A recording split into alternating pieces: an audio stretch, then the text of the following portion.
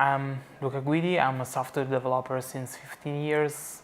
I always been in the web development thing before with Java, and then I eventually switched to that new framework that was called Rails at the beginning. So I'm in the Ruby community before Rails 1.1.0 was out.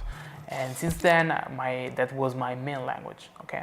Today I presented my web framework, which is a Ruby on Rails alternative, and I presented some new ideas about the future of and the direction of this framework, and how functional languages have influenced me in the last 5 years, and how they will be reflected in the new design of the software. Thank you. And now talking about Ruby on Rails, how can you see the future of the technology, like in 10 or 50 years, what will be with the technology, and will there be a place for Ruby? Okay, I think that Ruby is in the vital than ever, basically, because a technology cannot really die. Basically, we invested a lot in the last decade or even more, so it's here to stay. And speaking of Rails, which is the biggest player, I see it now have reached the most stable shape of the code that won't be changed in the future. There will be some new features, but they found a successful recipe.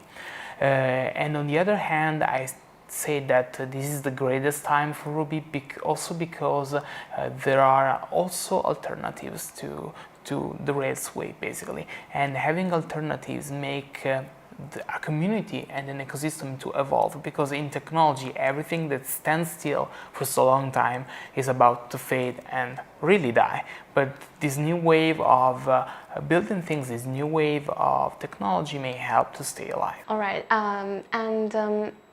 this conference also shows that there are so many people out there, the developers who work really hard, and it's also a very popular direction of work nowadays, like being a developer, being like IT related. So what a developer has to do to stand out of a crowd, to do something really outstanding? What is your advice?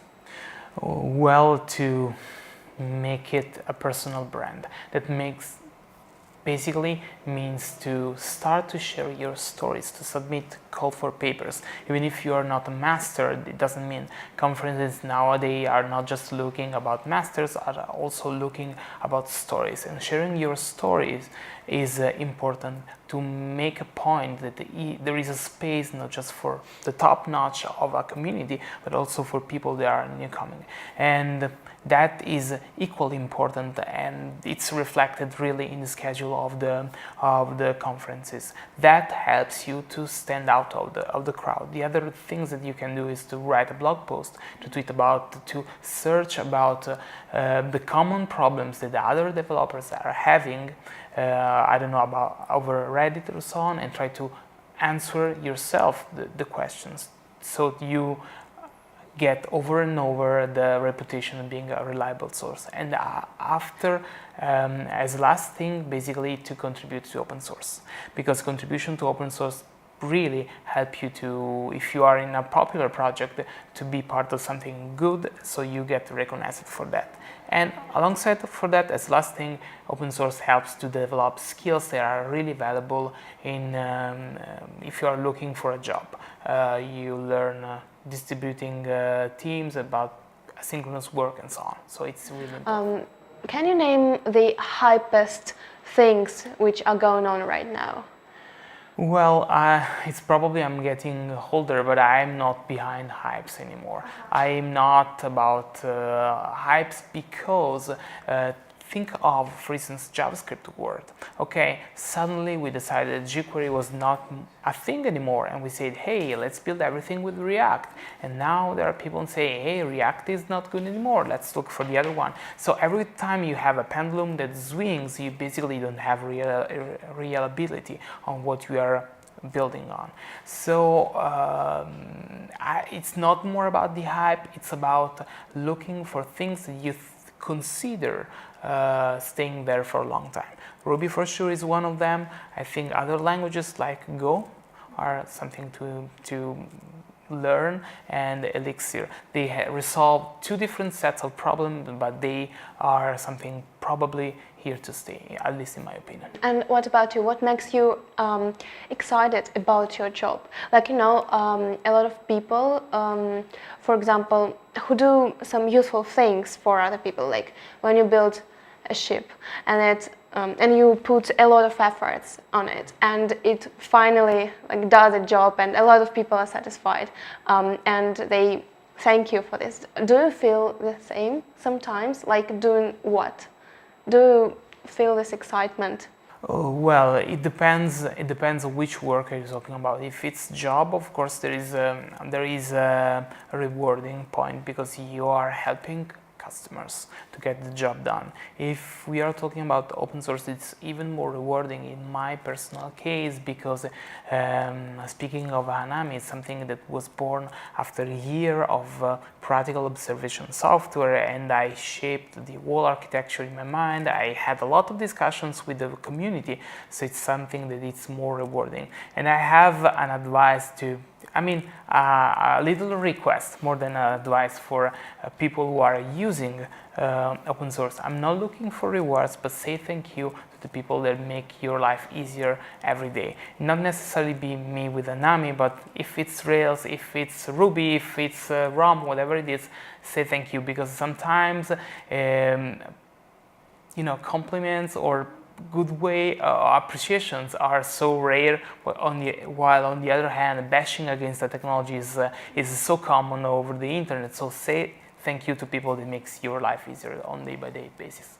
Have you ever thought about writing a book, or have you ever done it? I never did.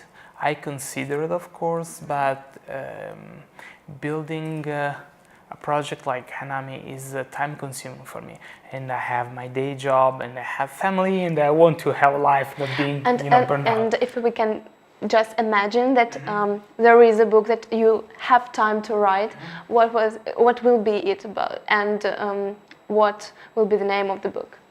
It will be probably the name of the talk of today. It will be Functional Web with Hanami, because I think that this way of solving problem is unique as now, but it may help. I truly believe that it may help to build maintainable applications. So that would be definitely the title, just imagining it. Thank you. Has the conference met your expectations so far? It was just great. Just great.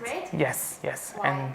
And because I really like the way that people are basically making a community here. I like the way that the organizers took care basically of every small detail, and I love the city. Was it your first time here? Yes, it was. Yes, it was. Yeah, and in Moscow? Yes, in Moscow as well. How is it? It was just great. We are staying a little bit longer to actually visit the city. That's great. That's great. Mm-hmm.